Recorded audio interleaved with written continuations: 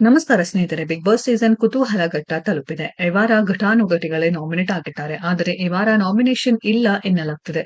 ಕೆಲವು ಬಾರಿ ಸೀಸನ್‌ನಲ್ಲಿ ಇನ್ನೇನು ಸ್ಪರ್ಧಿಗಳು ಮನೆಯಿಂದ ಹೊರಗೆ ಹೋಗಬೇಕು ಅನ್ನುವಷ್ಟರಲ್ಲಿ ಸೇವ್ ಮಾಡಿದ್ದು ಇದೆ. ಈ ವಾರ ನಾಮಿನೇಷನ್ ಯಾಕಿಲ್ಲ? ಕಾರಣ ಇದೆ ನೋಡಿ.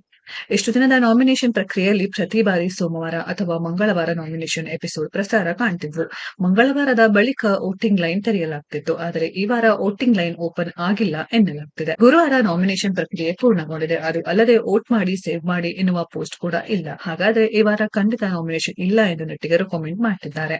ಇನ್ನು ಶಿಶಿರ್ ಹಿಂದಿನ ವಾರ ಔಟ್ ಆದ್ರು. ಇದರ ಬೆನ್ನಲ್ಲೇ ಗೋಲ್ಡ್ ಸುರೇಶ್ ಅವರಿಗೆ ಆಟ ಕ್ವಿಟ್ ಮಾಡುವ ಪರಿಸ್ಥಿತಿ ಬಂತು. ಈ ವಾರ ಮೋಕ್ಷಿತಾ, ಹನುಮಂತ, ರಜತ್ ಹಾಗೂ ತ್ರಿವಿಕ್ರಮ್ ನಾಮಿನೇಟ್ ಆಗಿದ್ದಾರೆ. ಸ್ಪರ್ಧಿಗಳ ಸಂಖ್ಯೆ ಕಡಿಮೆ ಇದ್ದಾಗ ಈ ರೀತಿ ನಾಮಿನೇಷನ್ ಪ್ರಕ್ರಿಯೆ ಕ್ಯಾನ್ಸಲ್ ಆಗಿದೆಯಾ ಎನ್ನುವ ಅನುಮಾನ ವೀಕ್ಷಕರಲ್ಲಿದೆ. ಗೌತಮಿ ಜಾಧವ್, ಮಂಜಣ್ಣ, ಮೋಕ್ಷಿತಾ ಪೈ ಇವರ ನಡುವಿನ ಸ್ನೇಹ ಮನೆಯಲ್ಲಿ ಹೆಚ್ಚು ಚರ್ಚೆ ಆಗ್ತಿದೆ. ಪರಸ್ಪರ ಸ್ನೇಹ ಇದ್ದರೂ ಅದನ್ನ ಮನದಲ್ಲಿಯೇ ಇಟ್ಟುಕೊಂಡಿದ್ದಾರೆ. ಅದರ ಎಫೆಕ್ಟ್ ಮಾತ್ರ ಆಟದಲ್ಲಿ ನಾಮಿನೇಷನ್ ಅಲ್ಲಿ ಕಾಣಿಸುತ್ತಲೇ ಇದೆ. ಇನ್ನು ಈ ವಾರ ನಾಮಿನೇಷನ್ ಪ್ರಕ್ರಿಯೆಯಲ್ಲಿ ಗೌತಮಿ ಬಗ್ಗೆ ಮೋಕ್ಷಿತಾ ತಮ್ಮ ಬೇಸರ ಹೊರಗೆ ಹಾಕಿದ್ದರು. ನನಗೆ ಏನೇ ಆದ್ರೂ ಅಷ್ಟೇನೆ ನೋಡಿ, ಗೌತಮಿಗೆ ಬೇಸರ ಆಗುವುದೇ ಇಲ್ಲ. ಒಂದು ವೇಳೆ ಮಂಜಣ್ಣನಿಗೆ ಏನಾದ್ರೂ ಆದ್ರೆ ಮುಗೀತು, ಸಿಕ್ಕಾಪಟ್ಟೆ ಫೀಲ್ ಆಗತ್ತೆ. ಈ ರೀತಿಯ ಒಂದು ದೂರನ ಗೌತಮಿ ವಿರುದ್ಧ ಮೋಕ್ಷಿತಾ ಮಾಡಿದ್ದರು. ನನ್ನಿಂದಲೇ ಈ ಟಾಸ್ಕ್ ಗೆಲ್ತು, ನನ್ನಿಂದಲೇ ಈ ಆಟ ಗೆದ್ದರು ಅಂದುಕೊಳ್ಳುವ ಚೀಪ್ ಮೆಂಟಾಲಿಟಿ ಮಂಜಣ್ಣನದ್ದು ಎಂದು ರಜತ್ ಹೇಳಿದ್ದಾರೆ. ರಜತ್ ಮಾತು ಕೇಳಿ ಸಿಟ್ಟಾದ ಮಂಜಣ್ಣ, ನಾನು ಮಾಡಿರೋ ಕೆಲಸನ ನಾನೇ ಹೇಳಿಕೊಳ್ಳುವುದರಲ್ಲಿ ತಪ್ಪೇನಿದೆ ಎಂದು ಪ್ರಶ್ನೆ ಮಾಡಿದ್ರು. ಬಳಿಕ ಮಂಜಣ್ಣನನ್ನ ರಜತ್ ನೀರಿಗೆ ತಳ್ಳಿದ್ರು. ಈ ವಾರ ಮನೆಯೊಳಗೆ ಒಂದು ಬೋರ್ಡ್ ಇಡಲಾಗಿತ್ತು. ಅದರ ಮೇಲೆ 4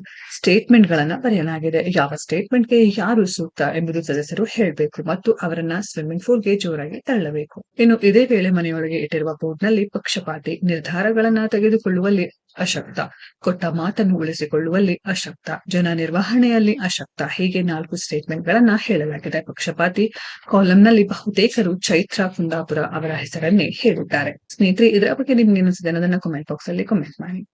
ಈ ವಿಡಿಯೋ ಇಷ್ಟ ಆಗಿದ್ರೆ ಲೈಕ್ ಮಾಡಿ, ಶೇರ್ ಮಾಡಿ, ಚಾನೆಲ್ ನ ಸಬ್ಸ್ಕ್ರೈಬ್ ಮಾಡಿ, ಪಕ್ಕದಲ್ಲಿ ಇರೋ ಬೆಲ್ ಐಕಾನ್ ನ ಹಿಟ್ ಮಾಡಿ. ಮುಂದಿನ ವಿಡಿಯೋದಲ್ಲಿ ಭೇಟಿಯಾಗೋಣ. ಧನ್ಯವಾದಗಳು.